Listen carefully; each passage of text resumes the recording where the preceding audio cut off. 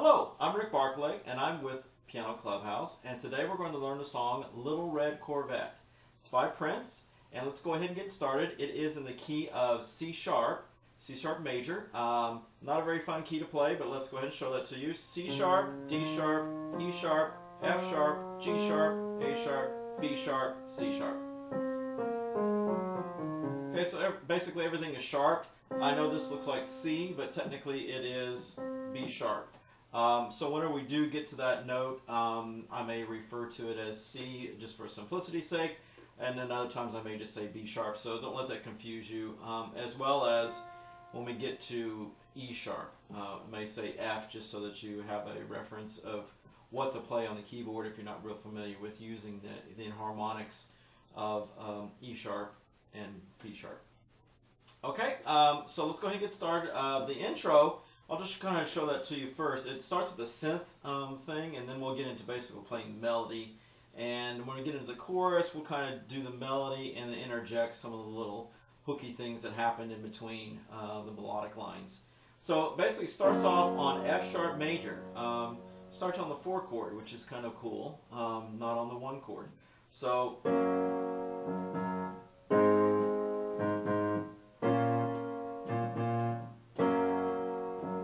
that's how it kind of starts. So it's an F sharp major, F sharp, A sharp, C sharp, and then F sharp in the bass going 1, 2, 3, and then it goes to a G sharp major. So G sharp, this is that B sharp I was talking about, and then D sharp. Now it's an A sharp minor.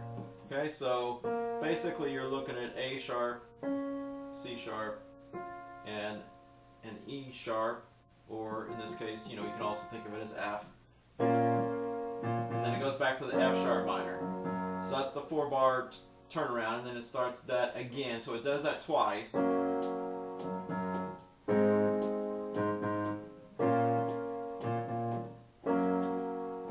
So that's basically your intro. Some really cool sounds that Prince uses. He was always very innovative in those areas of using sounds that hadn't been done before and coming up with some really neat combination of things. But in essence, that's what it was to start the whole thing. Okay, so then we get into basically the starts the melody and the singing.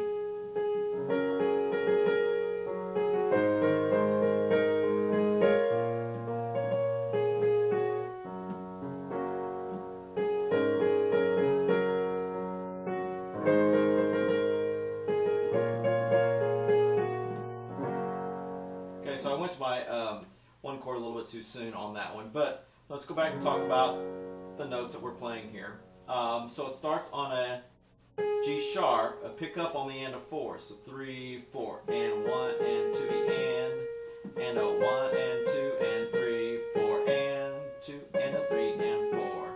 Okay, so those notes. So G sharp, A sharp, and then does those combinations again. And then to the next measure, you go to that B sharp, A sharp, G sharp, C sharp. Okay, and then it stays on when you come back to that F sharp, and it stays on that.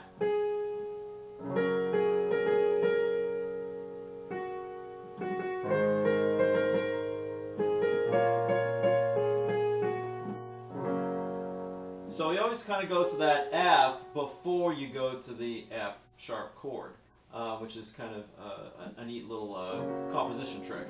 So those notes on that second half, again, it stays on that F sharp. So we're doing the G sharp melody to A sharp, G sharp. So rhythmically, it's 1 and 2 E and 2 E and 1 and 2 E and and. That's the rhythm on that measure.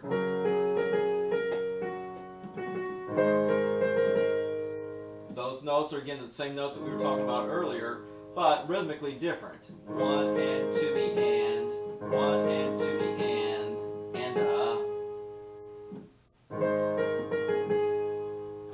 Okay. Then we go into the A sharp minor. So that was that C sharp, G sharp, F sharp. Okay, then we're going to stay on this F sharp chord. Don't gravitate away from it like I did a while ago. Okay, now stay on that.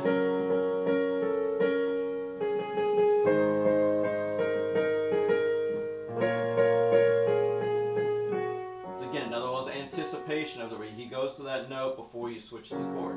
So those notes, he gets into some little bluesy type stuff here, which is kind of interesting, incorporating that blues aspect into the pop. So on the F sharp, we got the A sharp in the melody. So it's that half step going down to the A. And then D sharps. So rhythmically, 1 and 2 and 3, 4 and a 1 and 2 and 3 and a.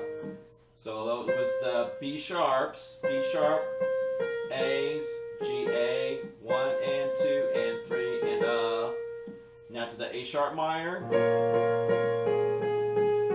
So those are C sharps, G sharp, and to an F.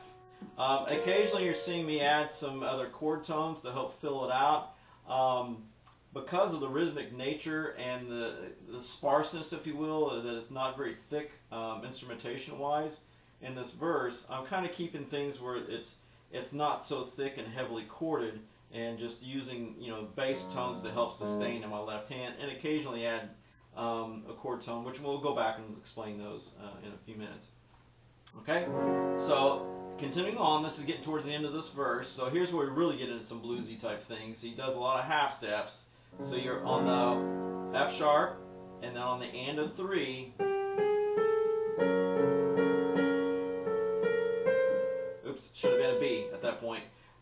So those notes, G, G sharp, A sharp, A sharp, A sharp, G, A sharp, and then this is B. Then we go into the next chord change of the B sharp, A sharp aspect. And then, so B sharp, G sharp. Now we're ready for the A sharp minor chord. It goes back to G sharp. And those notes were G sharp, A sharp, C sharp. Now you're going to the chorus at that point. Okay, so let's go back and kind of piece this together a little bit better, as opposed to being fragmented. I was showing you the notes and the rhythm at the same time, so let's try to piece it together. 2, 3, 4. So notice what I'm adding is a C sharp to help fill out the chord. That's what I was telling you about a while ago. 4. 1.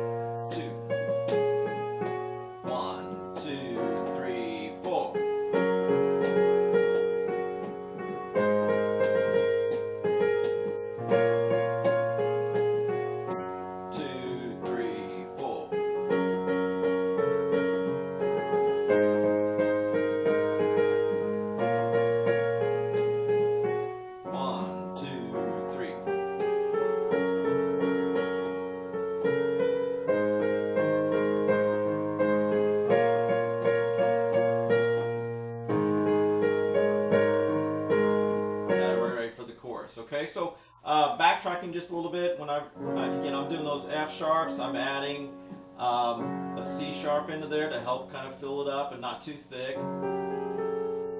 So see, when I went back and did those half steps, I was still adding that C sharp. So now the G sharp, so G sharp and D sharp are chord tones I'm adding, and then again G sharps in the bass, adding a D sharp with the middle note to help thicken it up a little bit, but not too heavy. Okay, so A sharp minor, so these are A sharps. So the whole thing with the bass, F sharps, G sharps, A sharps. That's really what I was amounting to up through this whole verse, leading into the chorus.